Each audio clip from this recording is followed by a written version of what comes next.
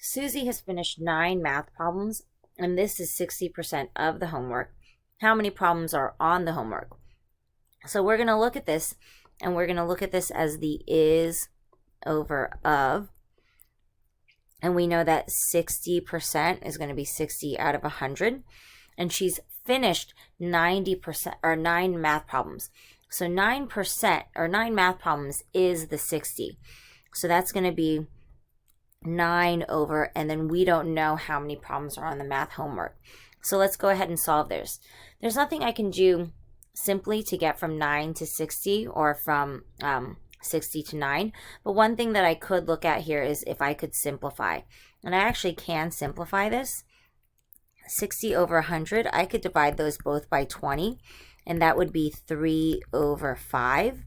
And then I could look at it and 3 over 5, and I'm going to set that equal to 9 over, I'm not sure what this is. And I could go ahead and figure that out. 3 times 3 would be 9. So 5 times 3 would be 15.